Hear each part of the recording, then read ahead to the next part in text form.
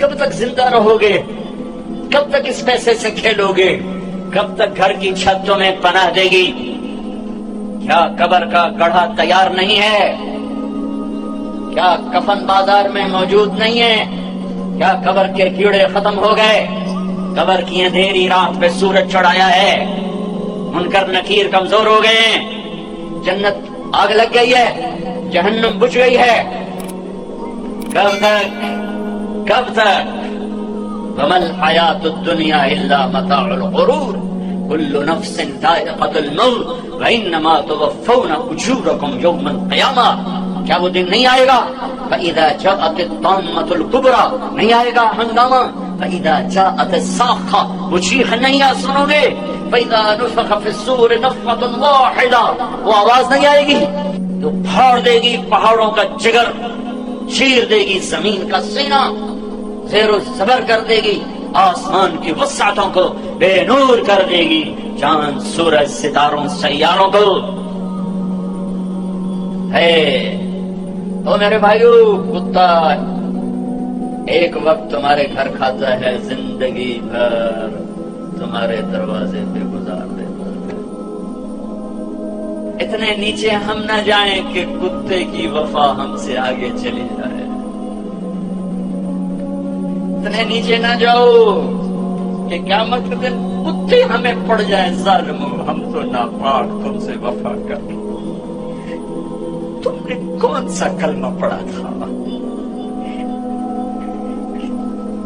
چند سکوں پہ تم بکے، ایک بنگلے ایک کوٹھی پر تم بکے، تمہارے گھر میں ہم نے تمہاری روکھی کھا کر پہنا دیا، زندگی تمہارے در پہ گزار دی، تمہیں ہمیں سے سبق نہ ملا۔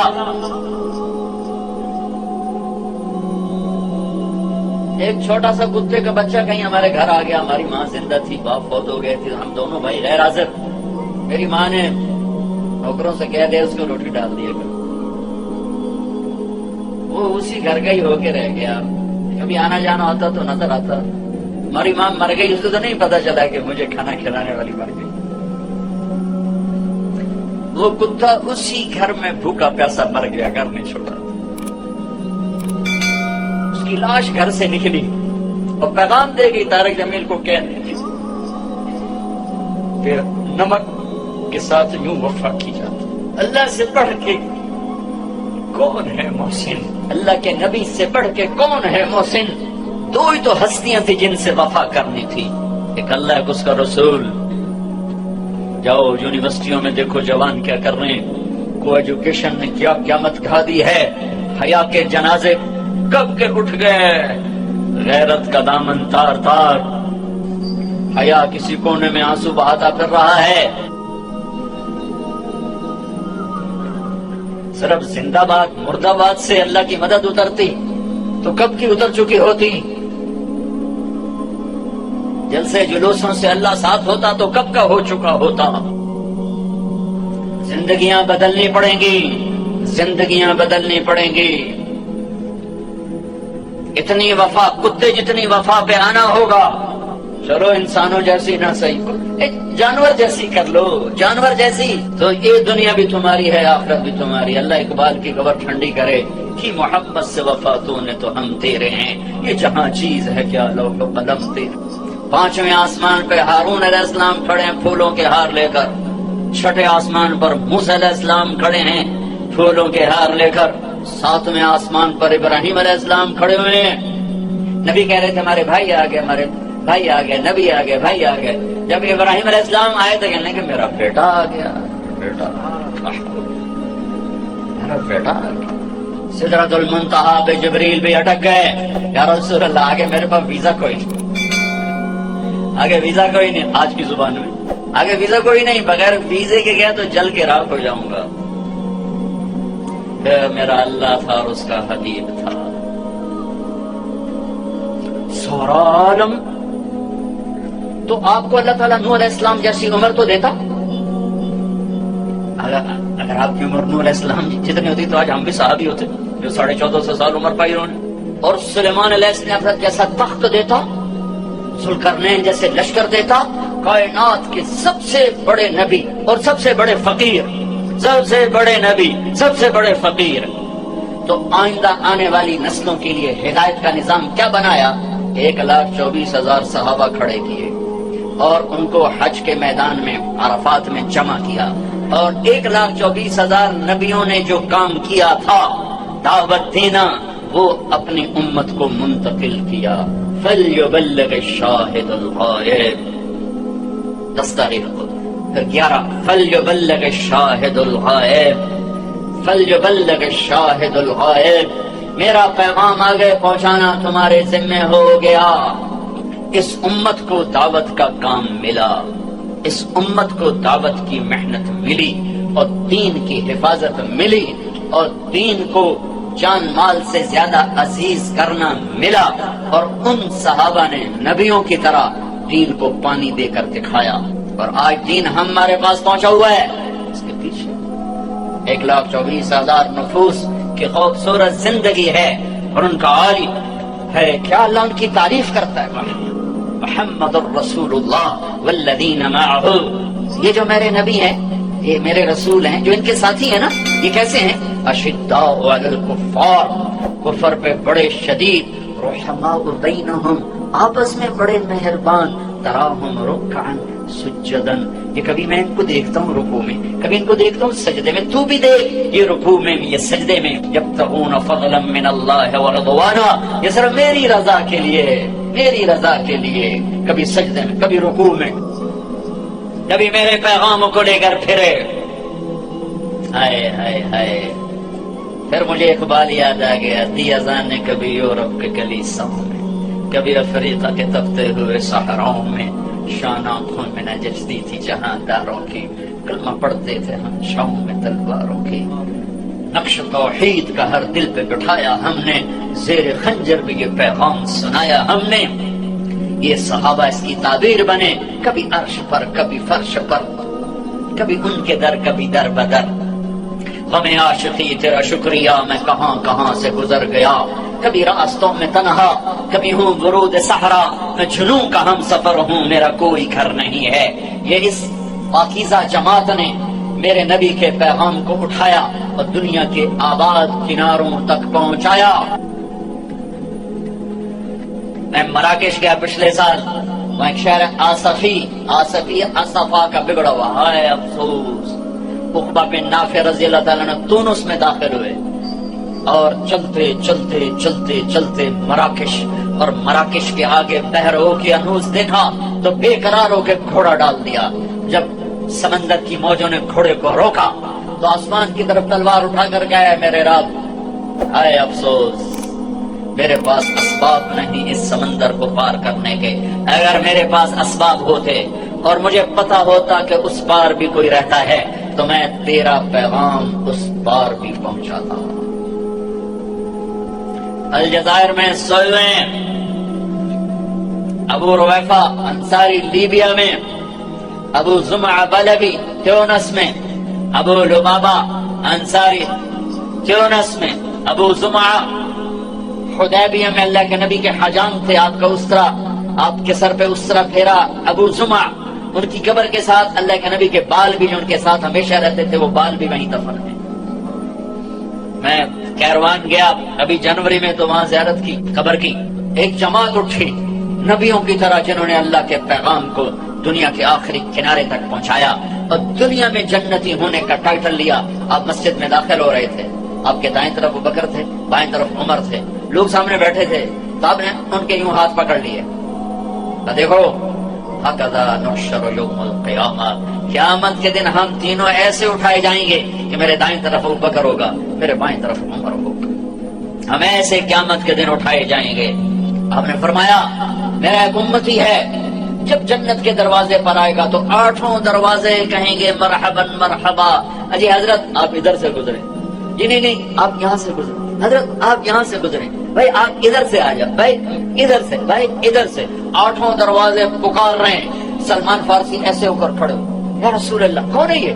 آپ نے کہا یہ ابو بکر بن ابی قحافہ، یہ ہے ابو بکر بن ابی قحافہ جس کو جنت کا ہر دروازہ کہے گا ادھر ادھر ادھر ادھر ادھر۔ اور ہم نے کہا عمر رات ایک محل دیکھا بڑا زبردست جنت میں، ایک اینٹ جو یاقوت کی، ایک زمرد کی، ایک موتی کی. میں نے کہا کس کا ہے؟ مجھے کہا کہ قریشی کا ہے. تو مجھے خیال ہے میرا ہوگا، اتنا عالی شان. تو میں آگے بڑھا تو فرشتے نے کہا آپ کے غلام عمر بن خطاب کا ہے. پھر آپ نے عثمان کو دیکھا. عثمان، جنت میں ہر نبی کا ایک رفیق ہے، میرا رفیق تو ہوگا. علی پاس بیٹھے تھے، انہوں نے ہاتھ پکڑا اور یوں قریب کر کے اپنے سینے کے ساتھ کر لیا. کہا علی راضی ہے؟ جنت میں تیرا گھر میرے گھر کے سامنے ہوگا، راضی ہو؟ اور ذری پھوٹ پھوٹ کے رو پڑے کہ بس یا رسول اللہ مجھے اور کیا چاہیے؟ اگر میرا گھر آپ کے گھر کے سامنے ہے تو مجھے اور کیا چاہیے؟ ہو گیا، راضی ہو گیا. طلحہ، زبیر، ہر نبی کے جنت میں ایک خادم، ہر نبی کا ایک خادم. میرے دو خادم، ایک طلحہ ایک زبیر. ابو بکر جنتی، عمر جنتی، عثمان جنتی، علی جنتی، طلحہ جنتی، زبیر جنتی، سعد بن ابی وقاص جنتی، عبد الرحمن بن عوف جنتی، ابو عبیدہ بن جراح جنتی، سعید بن زید جنتی. 10 آدمیوں کو آپ نے ایک سانس میں بشارت دی کہ یہ 10 جنتی جنتی جنتی جنتی، جن کو 10 مبشرہ کہا جاتا ہے. 10 مبشرہ. بدر والے یہ کون ہیں؟ میرے نبی نے کہا اللہ کہہ رہا بدر والے جو مرضی کرو میں نے معاف کر دیا. حدیبیہ یہ کون ہیں؟ لقد رضی اللہ عن المؤمنین، میں حدیبیہ میں آپ کے ہاتھ پر بیعت کرنے والوں سے راضی ہو گیا. باقی سارے صحابہ کلن وعد اللہ الحسنى، میرا وعدہ ہے میرے محبوب تیرا کوئی صحابی جہنم میں نہیں جا سکتا. سب جنتی، سب جنتی. ایک جماعت تیار ہو گئی اور اللہ کے پیغام کو ہے. جب اللہ کے نبی کا انتقال ہوا تو عرب مرتد ہو گئے. صرف مکہ، طائف، مدینہ 3 اسلام پہ باقی رہے، باقی سب نے اسلام چھوڑ دیا اور کانپ کے رہ گیا مدینہ. 1400 سال میں 2 آدمیوں کے بارے میں ایک بول کہا گیا جو میں سنانے لگا ہوں. 1400 سال میں صرف 2 آدمی. لولا ابو بکر لما عبد اللہ، اگر ابو بکر نہ ہوتے تو دین مٹ جاتا، اللہ کا کوئی ماننے والا نہ رہتا. پھر کوئی 200 سال کے بعد لولا احمد لما عبد اللہ، اگر احمد بن حنبل نہ ہوتے تو اللہ کا نام لینے والا کوئی نہ باقی رہتا. یہ 2 آدمیوں کے بارے میں تاریخ بولی ہے، سب کے فضائل ہیں، پر یہ لفظ 2 آدمیوں کو ملا ہے، ایک صدیق کو، ایک امام احمد بن حنبل کو. اس کے پیچھے پوری تاریخ ہے، ابھی موقع نہیں اس کے بیان کرنے کا، پوری تاریخ ہے. سارا عرب مرتد ہو گیا اور مدینہ ہل کے رہ، کانپ کے رہ گیا. ایک صدیق کا دم تھا، اس نے مدینے کو بھی سنبھالا، ایمان والوں کو بھی سنبھالا، اور مرتدین کے سامنے بھی سیسا پلائی دیوار بن گئے، آخری چٹان بن گئے، اور ہر کفر کی آندھی کا رخ پھیر دیا. ہر ارتداد کے حملوں کا منہ موڑ کر انہیں ہوا منبثہ کر دیا. ایک دفعہ نکلے، پھر دوبارہ نکلے، تیسری دفعہ نکلنے لگے تو علی نے گھوڑے کی لگام پکڑ، کشم سیفک ولا ترجعنا بنفسک. تو بکر، میں تمہیں اللہ کے نبی کا قول یاد دلاتا ہوں جو احد کی جنگ میں انہوں نے تمہیں کہا تھا، وہی آج میں تمہیں کہتا ہوں، اپنی تلوار نیچے کر لے، اپنی موت سے ہمیں تکلیف میں نہ پہنچا. تو مر گیا تو اسلام کا سنبھالنے والا کوئی نہ ہوگا. تو ابوبکر صدیق نے گھوڑے کی لگام چھڑائی، کہا علی میرے بارے میں مجھے کوئی نصیحت نہ کی، میں اپنے ہوتے ہوئے دین میں کمی برداشت نہیں کر سکتا. پھر نکل گئے، یہاں تک کہ 1 سال ایسے گھومی ہے جنگ کی چکی، ایک پل چین نہیں تھا، لیکن 1 سال میں سارے ارتداد کی آگ کو ٹھنڈا کر دیا. اور پھر 1 سال کے بعد شام کی طرف، عراق کی طرف بھیجا ہے صحابہ کو اللہ کا پیغام دے کر کے جاؤ اقوام عالم کو اللہ کا پیغام. یہ فاتح بن کے نہیں نکلے تھے، ملک فتح کرنے نہیں نکلے تھے، یہ اللہ کا پیغام لے کر نکلے تھے. بھائیو، دنیا میں دین کے زندہ ہونے کا سبب نبیوں کی محنت ہے، دعوت، جس کو صحابہ نے زندہ کیا تو 3 بر اعظم میں اسلام کی شکلیں قائم ہو گئی. پھر امت نے بھلا دیا، اتنا بھلایا کہ بھولنا بھی بھول گئے. مدت ہوئی سیاد نے چھوڑا بھی تو کیا، تاب پرواز نہیں راہ چمن یاد.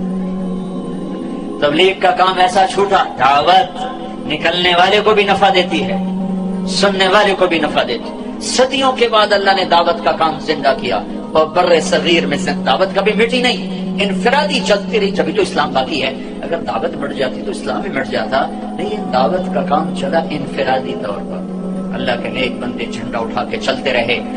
صدیوں کے بعد دوبارہ اس تبلیغ کا ذہن اللہ نے زندہ فرمایا، اس دعوت کی محنت سے ہر مسلمان کو یہ ذہن ملا کہ ہاں دنیا میں دین کا پھیلانا بھی میرے ذمے ہے اور دین پر چلنا بھی میرے ذمے ہے۔ ابھی ذہن بنا ہے، ابھی عمل سے بہت دور ہیں، ابھی ذہن بنا ہے، یہ بھی بہت بڑی اچیومنٹ ہے کہ ذہن بنا ہے۔ کوئی تصور ہی نہیں تھا کہ ہم اللہ کو راضی کرنے کے لیے آئے ہیں، آخرت ہماری منزل ہے، اللہ ہماری منزل ہے، جنت ہمارا ٹھکانہ ہے، دنیا گزرگاہ ہے۔ کون جانتا تھا؟ نماز روزے تک بس اسلام رہ گیا تھا، حج عمرے تک اسلام رہ گیا تھا۔ شکاری نے چھوٹا سا آشیانے سے پرندہ انڈے سے نکلا ہی بچہ اٹھا لیا اور آ کر اپنے پنجرے میں بند کر دیا۔ ایک کوٹھالی میں پانی رکھ دیا، ایک کوٹھالی میں اس نے دانا رکھ دیا۔ اس کی آنکھ کھلی تو اس نے پانی اور دانا دیکھا، ایک چھوٹا سا پنجرا دیکھا۔ اس نے اسی کو اپنا آسمان سمجھا، اسی کو اپنی فضا سمجھا، اور دانے اور پانی تک جانا اپنی زندگی کی پرواز سمجھا۔ تو اسی میں وہ پروان چڑھ کے اسی کا وہ عادی ہو گیا۔ ایک دن شکاری کو رحم آیا، اس نے اگر پنجرے کا دروازہ کھولا تو بچہ جا اپنی فضاؤں کی طرف لوٹ جا، اپنے چمن آشیانے کی طرف لوٹ جا۔ تو پرندہ بڑی معصومی سے کہتا ہے، تاب پرواز نہیں، راہ چمن یاد نہیں، مدت ہوئی صیاد نے چھوڑا بھی تو کیا، تاب پرواز نہیں، راہ چمن یاد نہیں۔ میرے دوست، تو نے مجھے اس وقت چھوڑا ہے جب میں اڑنا بھی بھول چکا ہوں اور اپنے چمن کی راہیں بھی بھول چکا ہوں، اپنے آشیانے کو بھول چکا ہوں۔ بس مجھے اسی دانے پانی پہ رہنے دے، اسی پنجرے میں پھڑ پھڑانے دے، یہی میری دنیا ہے۔